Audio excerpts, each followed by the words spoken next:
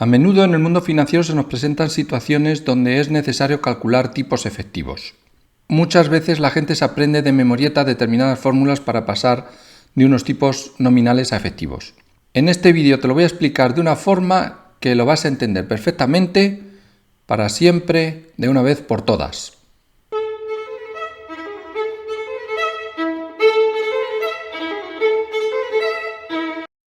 Cuando se habla normalmente de tipo de interés efectivo, se habla de un tipo de interés que es anual, devengado anualmente, es decir, con intereses que se pagan o se cobran anualmente.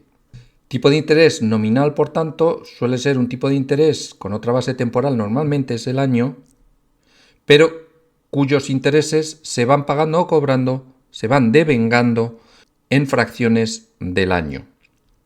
En lugar de explicar cómo convertir a tipos de interés anual devengados anualmente, vamos a hacer casos más complejos para que se entienda bien. Este, por ejemplo, sería un caso con cierta complejidad. Vamos a ver a qué tipo de interés semestral devengado trimestralmente equivale un 12% anual devengado mensualmente. Formulada la pregunta así parece un trabalenguas, pero en realidad es mucho más sencillo de lo que parece. Vamos con la primera parte de la pregunta. Vamos a considerar un tipo de interés semestral devengado trimestralmente. Si consideramos que eso es un año, un semestre será justo la mitad. El X semestral se aplicará 2 veces a lo largo del año. Sin embargo, los intereses se devengan trimestralmente, es decir, cuando pasa el primer trimestre ya se cobran intereses. En ese caso, la pregunta que nos debemos formular es la siguiente. Si yo a principios de año tengo un euro, cuando pasa un trimestre en estas condiciones, ¿este euro en qué se convierte? Pues será el euro más los intereses. ¿Qué intereses son los que me corresponden? Bueno, pues si X le corresponden a un semestre, a un trimestre le corresponderán X medios. Y con esto ya tenemos la solución, porque si esto es en un trimestre y el interés es compuesto, ¿cuánto tendremos cuando pasan 2 trimestres? Pues esa cantidad al cuadrado. Cuando pasan 3 será el cubo y cuando pasa todo el año será esa cantidad elevado a la cuarta. La primera parte de la pregunta se concreta con esta expresión, es decir, un euro con este tipo de interés se convierte en estos euros a final de año. Veamos la segunda parte de la pregunta.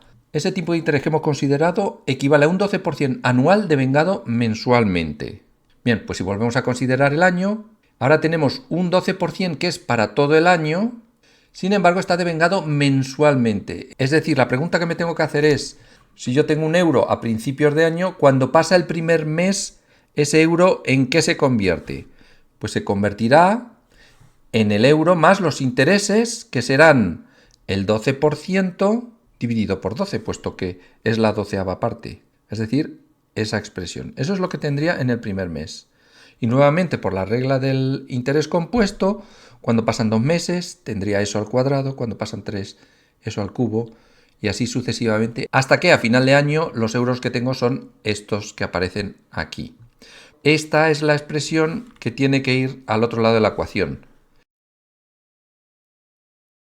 Estos son los euros que tengo a final de año con uno de los tipos de interés y esta es la cantidad que tengo a final de año con el otro tipo de interés.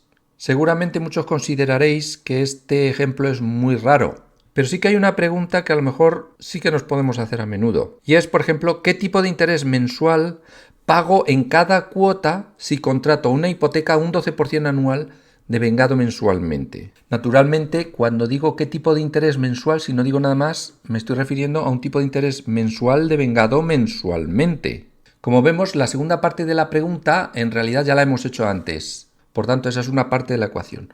La otra parte es una incógnita X mensual devengada mensualmente. Por tanto, si ese es el año, tendremos los meses y tendremos una X para cada mes. Si yo tengo un euro a principios de año, cuando pase un mes tendré 1 más X, cuando pasan 2 meses 1 más X cuadrado, etc.